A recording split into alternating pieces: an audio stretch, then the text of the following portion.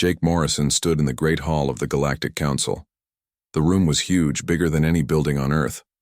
Lights from 100 different worlds shone down on him. Around him sat the most powerful beings in the galaxy. They all looked at him like he was nothing special. The main speaker was a creature made of crystal. It glowed with blue light and spoke in a voice that sounded like breaking glass. "Human Morrison," it said, "we have made our decision about your people." Jake kept his face calm. He had been Earth's top diplomat for 20 years. He knew how to hide his feelings. Behind him stood Lisa Rodriguez, a military captain. She watched everything with sharp eyes. "For the third time, we deny humanity full membership in the Galactic Council," the crystal being continued. "Your species is too violent, too unpredictable. You think with your emotions instead of logic." Other council members nodded. The tall, thin Altarians looked like ghosts made of light. They whispered among themselves in their strange language.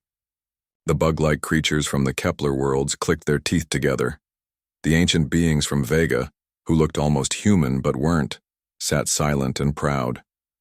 "However," the crystal speaker went on, "we will allow humans to continue as associate members. You may keep mining our asteroids, you may keep building our space stations. You may keep fighting in our wars when we need soldiers." Jake felt anger rise in his chest, but he pushed it down. For 50 years, humans had worked for these aliens. They had died in alien wars. They had built the great cities that floated in space. They had solved problems that the smart aliens couldn't figure out. And still, the aliens saw them as nothing more than workers. "We thank the Council for their consideration," Jake said in a flat voice. He didn't bow. He didn't show any emotion at all. The crystal being seemed surprised. It had expected Jake to beg or argue.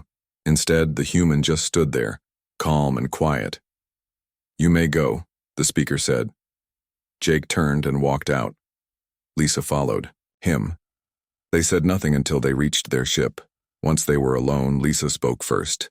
"So that's it? We just accept this?" Jake looked out at the stars through the window. Somewhere out there was Earth, their home.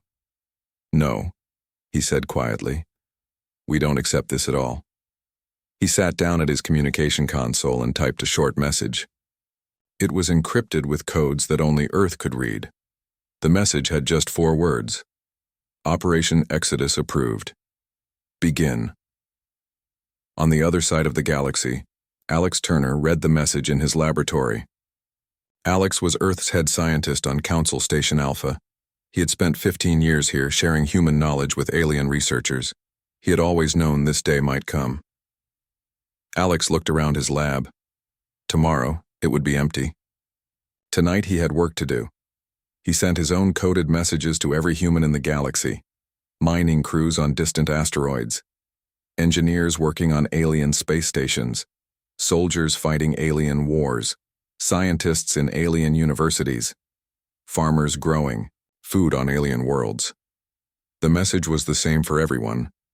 Pack light. Leave tonight. Tell no one.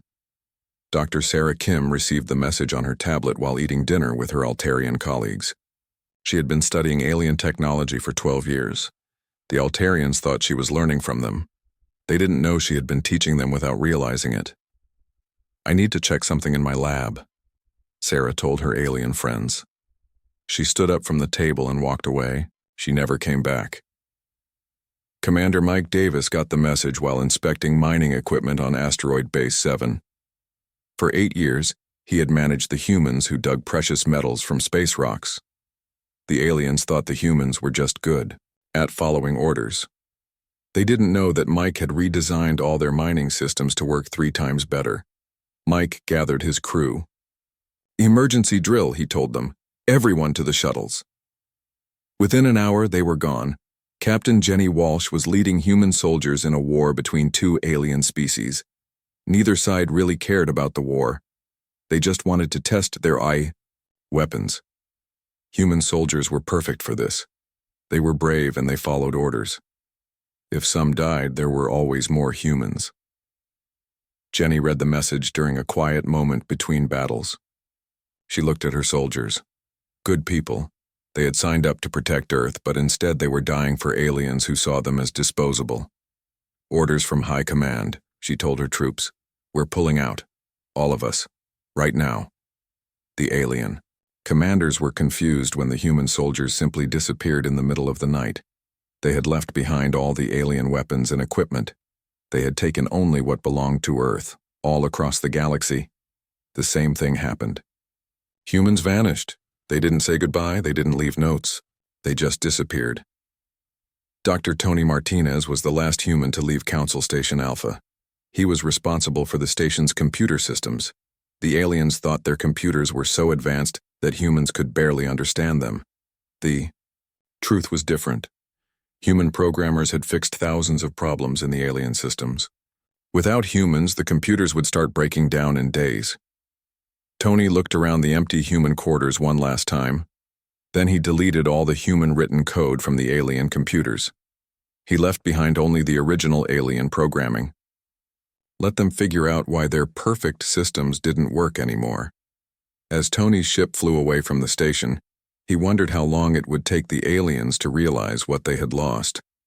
Probably not long, but by then, it would be too late. The age of human servitude was ending. What came next would surprise everyone.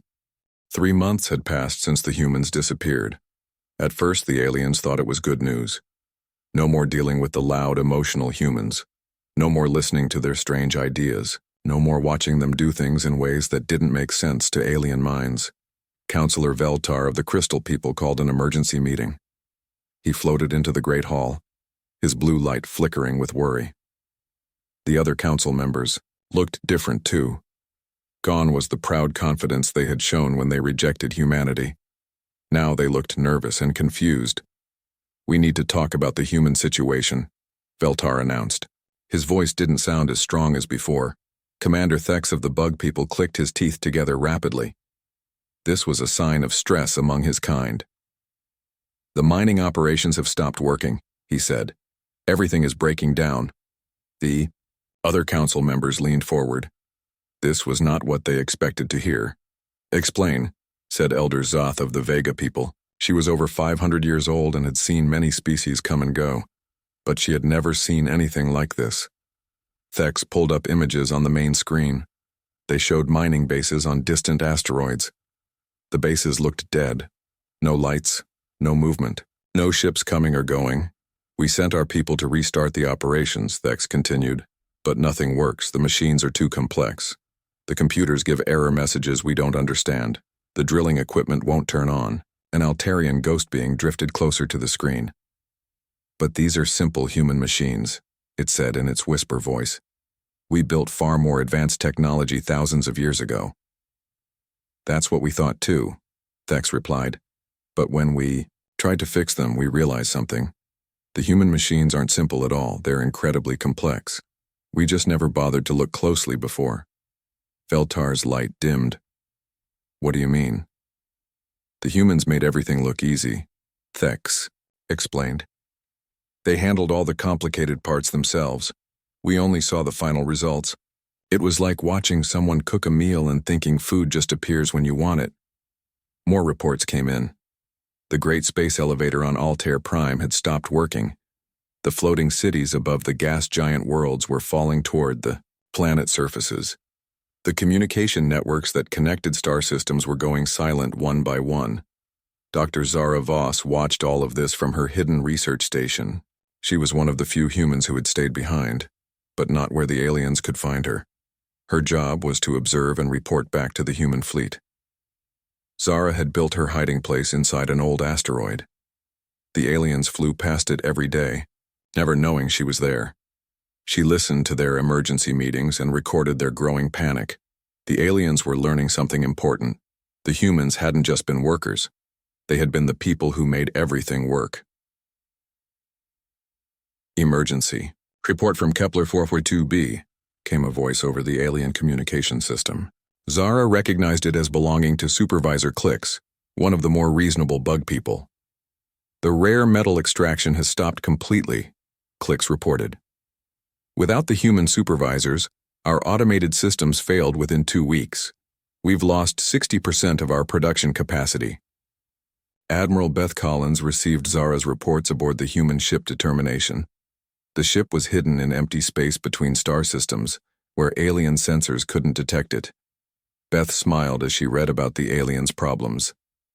They still don't understand, she said to her second-in-command, Captain Roy Parker. They think this is all an accident. Roy looked at the reports. Should we tell them the truth? Not yet, Beth replied. Let them figure it out themselves. The truth was that nothing happening to the aliens was an accident. For decades, humans had been quietly making themselves essential to galactic civilization. Every time they fixed an alien machine, they made it dependent on human knowledge. Every time they solved an alien problem, they made sure the aliens couldn't solve it again without human help. The aliens had been so proud of their advanced technology. They never realized that most of it didn't work without human maintenance and modifications. Dr. Nina Brooks was monitoring the situation from humanity's new hidden colony. The exodus hadn't been a retreat. It had been a careful, planned withdrawal to secret bases that the aliens didn't know existed. Nina's job was to track how quickly alien civilization was falling apart. The results were faster than even the humans had expected. The Altarian energy grid is destabilizing, she reported to the human leadership. Without the quantum stabilizers that our people built into their systems, their entire energy infrastructure is breaking down. Similar reports came from across the galaxy. The Vegan Empire's ancient computers were failing because human programmers had been quietly fixing their code for years. The space stations orbiting 100 worlds were losing power because human engineers had been the only ones who really understood how to maintain the fusion reactors. Agent Tony Martinez was still working undercover in alien space. He had changed his appearance and was pretending to be a traitor from a distant world. His job was to watch the aliens up close and report what he saw. What he saw was panic. The hive mind is fragmenting, he reported back to Human Command. The bug people used human-designed neural stabilizers to keep their collective consciousness working. Without those, different parts of their society are losing contact with each other. The aliens were starting to fight among themselves. Each species blamed the others for losing the humans. They accused each other of being too harsh in the final council meeting. Old grudges and rivalries were surfacing as their civilization crumbled. Veltar called another emergency meeting. This time all the major species sent their highest leaders. The Great Hall was full, but the atmosphere was very different from 3 months ago. We need to find the humans, Veltar announced. Our civilization is failing without them. Elder Zoth of the Vega people looked around the room. How is that possible? We are the most advanced species in the galaxy. We have technology that spans millions of years. How can we need the humans? Because, said a quiet voice from the back of the room, we never learned to do things for ourselves. The OI speaker was Dr. Mildock, an Altarian scientist who had worked closely with humans for many years. He was one of the few aliens who had really paid attention to what humans were doing. The humans didn't just work for us, Mildock continued. They rebuilt our entire civilization from the inside. They made everything better, more efficient, more reliable. But they did it so quietly that we never noticed. We thought our technology was working well because it was alien technology. The truth is, it was working well because it was human technology. The room fell silent. The implications were staggering. Then we need to bring them back, Veltar said finally. And how do we do that? Asked Thex. We don't even know where they went. Nobody had an answer. The humans had vanished completely, leaving behind only the chaos of a civilization that had forgotten how to function without them. 6 months after the humans vanished, the Galactic Council made a desperate decision. They would launch Operation Reconnect, the largest search mission in galactic history. Every available ship from every member species would look for the missing humans. Captain Ryan Foster commanded the Crystal People's fastest exploration ship. He had volunteered for this mission because he believed the humans were just hiding somewhere close by. They probably ran out of food by now and were ready to come back and apologize. Ryan's first stop was New Denver, a human colony that had been built on a planet with good farming land. The humans had grown food there for several alien worlds. When Ryan's ship arrived, he expected to find hungry, desperate humans begging for help. Instead, he found an empty world. Ryan walked through the abandoned streets of New Denver with his crew. The buildings were still there, but they looked strange. Everything valuable had been removed. All the advanced technology was gone. Even the power generators had been taken away. "Sir," called Lieutenant Vex from across the street. "You need to see this." Ryan hurried over. Vex was standing next to what used to be the colony's communication center. The building was empty, except for one thing. On the wall, someone had written a message in simple letters. "We were never your servants. We were your teachers. You failed the lesson." Ryan stared at the message. Something cold settled in his stomach. This didn't look like the work of desperate refugees. This looked like the work of people who had planned everything very carefully. His crew searched the entire planet. They found the same thing everywhere: empty buildings, missing technology, no signs of struggle or panic. The humans had left in an organized way, taking everything important with them. "Where could they have gone?" asked Vex. Ryan didn't know. The nearest habitable planet was months away, even with faster-than-light travel. There were no signs that the humans had ships capable of such a journey. But somehow, they had vanished completely. Dr. Nina Brooks watched Ryan search from her hidden base in the void. The void was the empty space between star systems, where no planets existed and few ships ever traveled. It was the perfect place to hide. Nina's job was to monitor all alien search efforts. The humans had sensors that could detect alien ships from very far away. Every time the aliens got close to a human base, the humans simply moved somewhere else. "Report from Search Team 7, Nina said into her communicator. "The Crystal people found New Denver. They're confused and worried. Moving to Phase 2 of monitoring protocol." Nina pulled up a star map on her screen. It showed the locations of dozens of alien search fleets. They were looking in all the wrong places. The aliens were searching near their own worlds, thinking. The humans couldn't have gone far. They had no idea that humans had been preparing secret bases for decades. Agent Tony Martinez was still working undercover in alien space. He had joined one of the search fleets as a neutral observer from a distant world.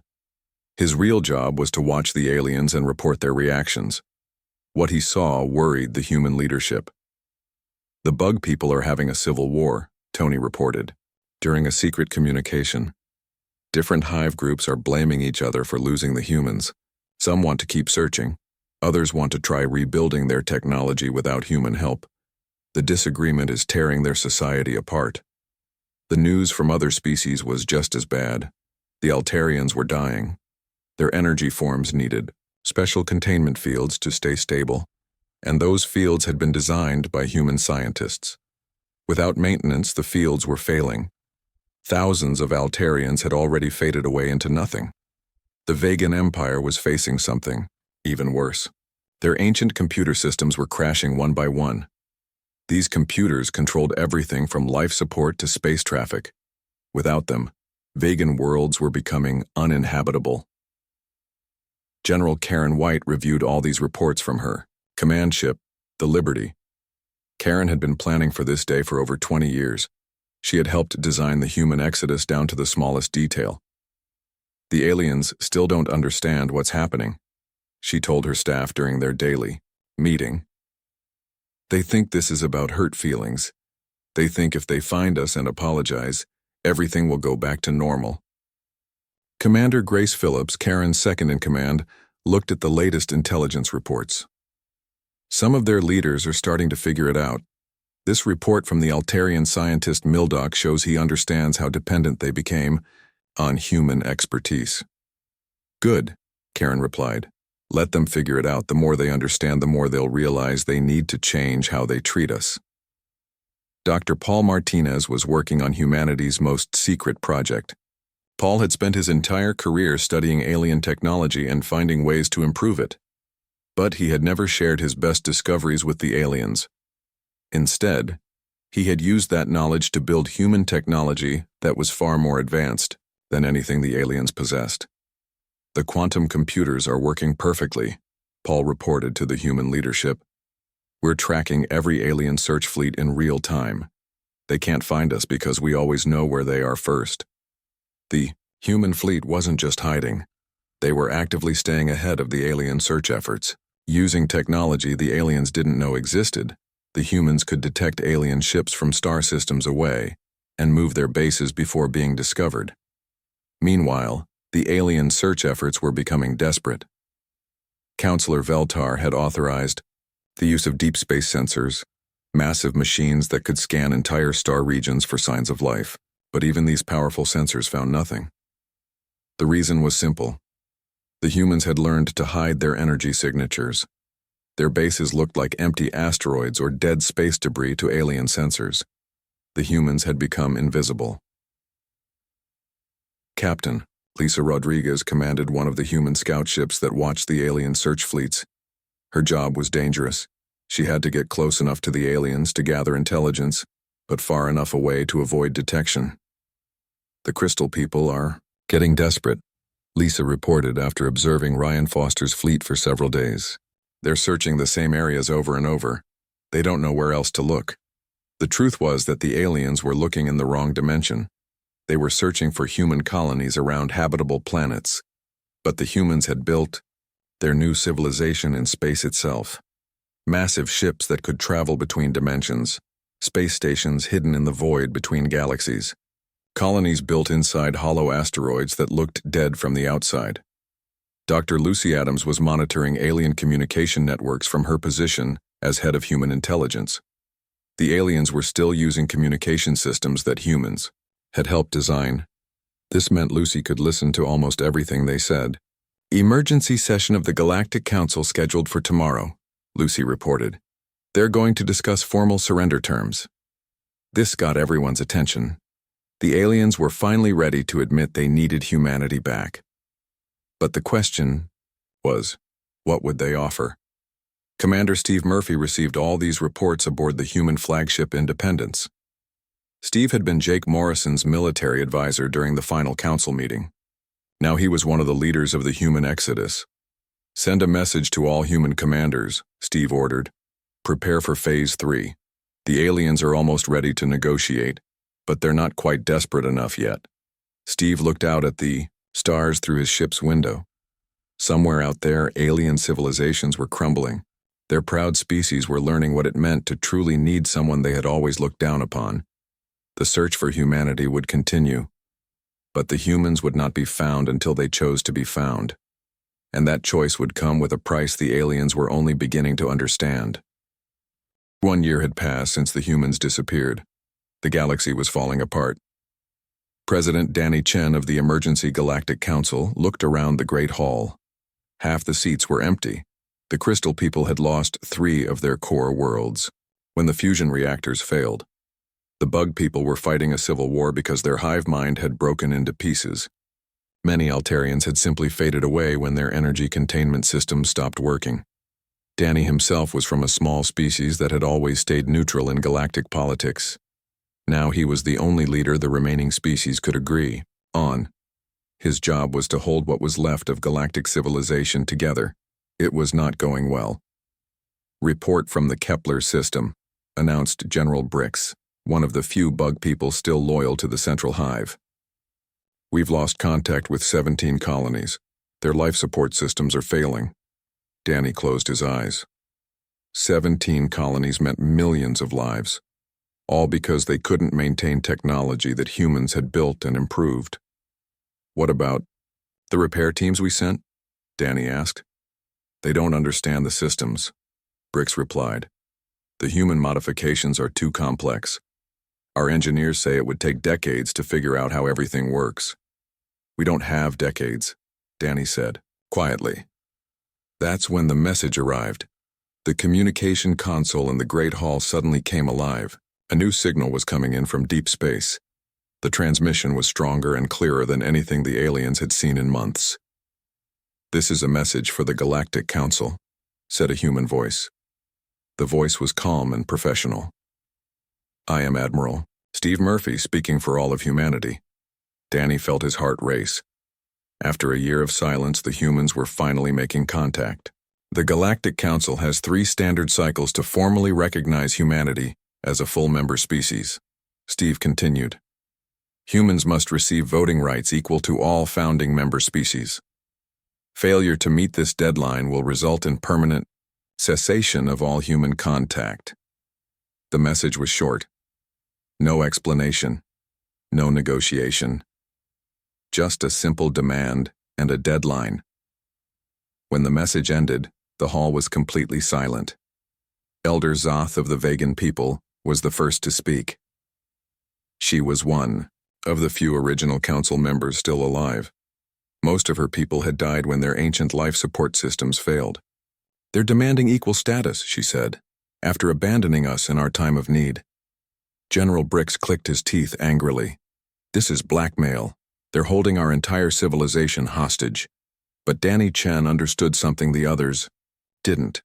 This wasn't blackmail. This was justice. Dr. Lucy Adams was monitoring the alien response from her intelligence post. She had listened to hundreds of hours of alien discussions over the past year. She knew exactly how desperate they had become. They're debating whether to accept our terms, Lucy reported to the human leadership. About half think we're bluffing, the other half know we're not. Admiral Beth Collins received Lucy's report aboard the Determination. Beth had been watching alien probe ships search empty space for months. The aliens were using human-designed sensors to look for humans. The irony was not lost on her. Any signs they're taking the deadline seriously? Beth asked. Some are, Lucy replied. But their pride is still getting in the way. They can't believe that humans could really stay away forever. The truth was that humans could stay away forever. While alien civilization crumbled, human civilization was thriving in its hidden worlds. The secret colonies had everything they needed: advanced technology, sustainable agriculture, safe living conditions. The humans had built a better life away from their former masters. Commander Grace Phillips was reviewing supply reports from the human colonies. What she saw made her smile. Food production is up 15% from last quarter. Energy generation is running at optimal levels. Population growth is steady and healthy. The humans weren't just surviving. They were doing better than they ever had under alien rule. Dr. Paul Martinez had spent the year improving human technology even further. Without having to share their discoveries with aliens, human scientists had made incredible advances. The new quantum drives are ready for testing, Paul reported. We can now travel between star systems 3 times faster than anything the aliens have. Paul's team had also developed new weapons, new shields, and new communication systems. If the aliens decided to try force instead of negotiation, they would get a very unpleasant surprise. Back in the Alien Council Hall, the debates continued. Some species wanted to accept the human demands immediately. Others wanted to keep searching for the human colonies and try to force them to return. We built this civilization, declared Councillor Veltar, his crystal form flickering with anger. We don't need humans to maintain it. Then why is everything falling apart? Asked Dr. Mildock. The Altarian scientist had become one of the few alien voices of reason. Face the truth, Veltar. We've been dependent on human knowledge for decades. We just never admitted it. The argument went on for hours. While they debated, more worlds went dark. More colonies lost contact. More species faced extinction. Agent Tony Martinez watched all of this from his undercover position. He had spent months moving between different alien fleets and councils. What he saw everywhere was the same: panic, confusion, and the slow collapse of everything the aliens had built. The Vegan Empire is down to 12 functional worlds, Tony reported. The Altarian energy grid has lost 60% capacity. The bug people are in complete chaos. At this rate, galactic civilization will be gone within 2 years. Commander Steve Murphy received all these reports with mixed feelings. The human plan was working perfectly.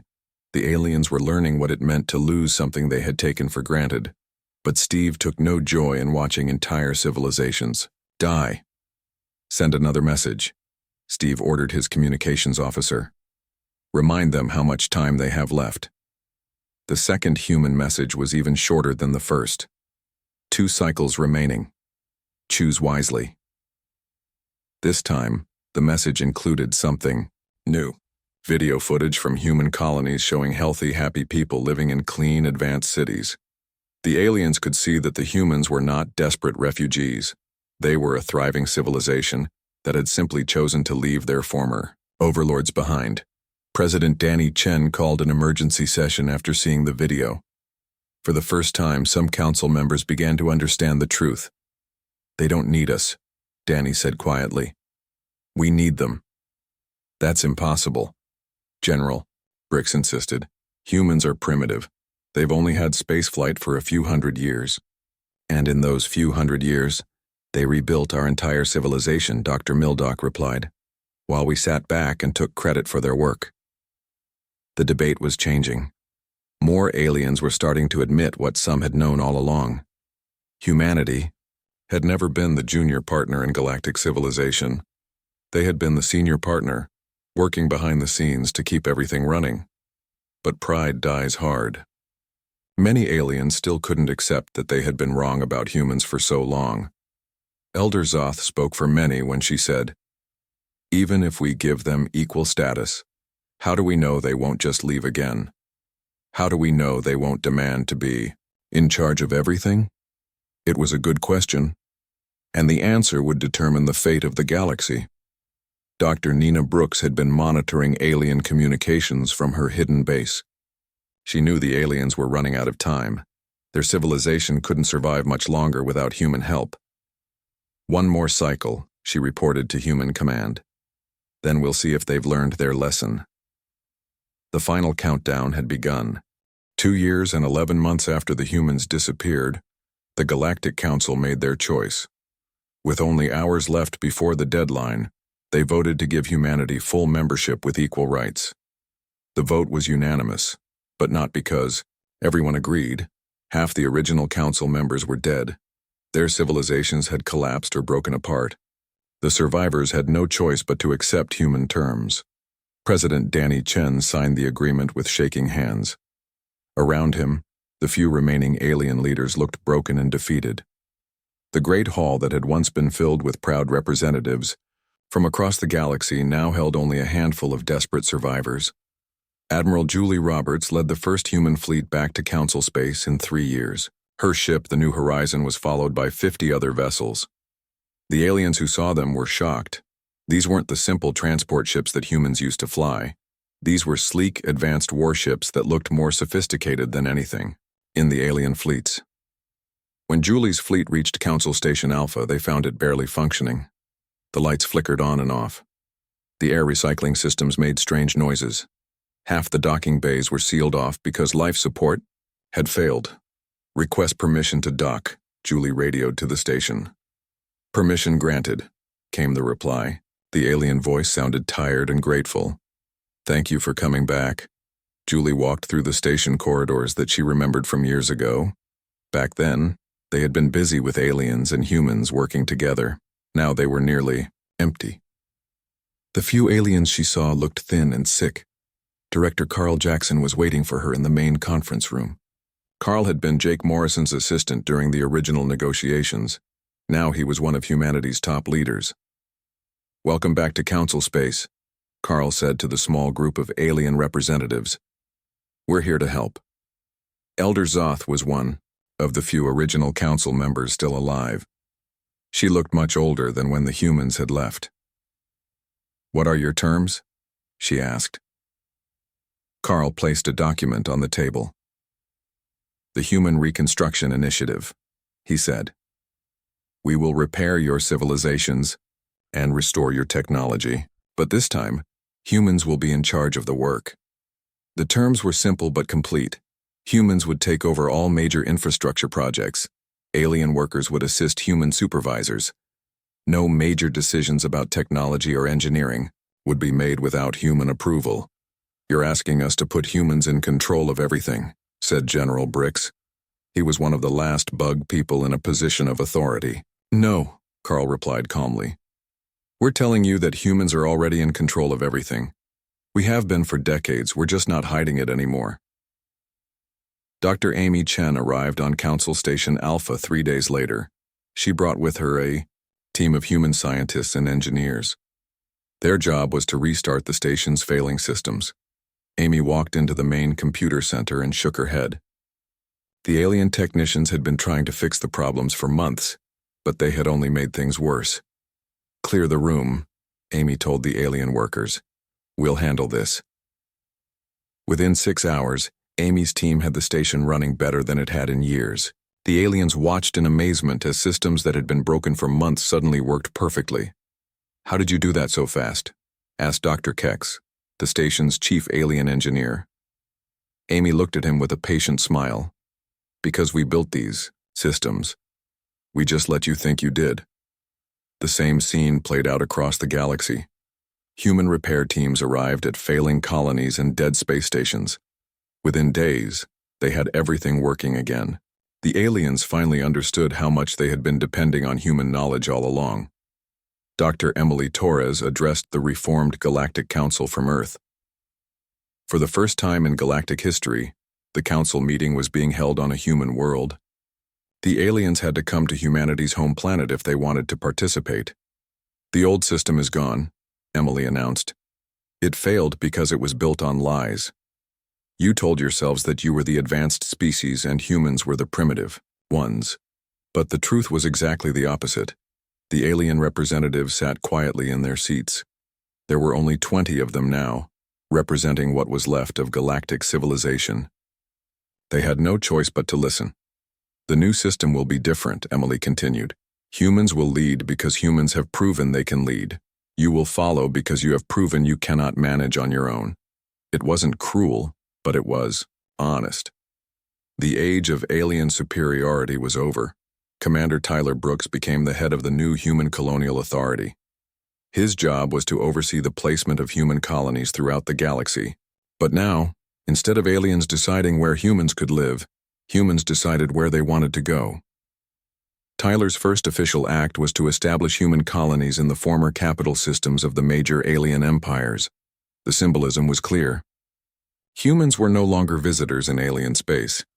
This was human space now, and aliens were the visitors. The transformation happened faster than anyone expected.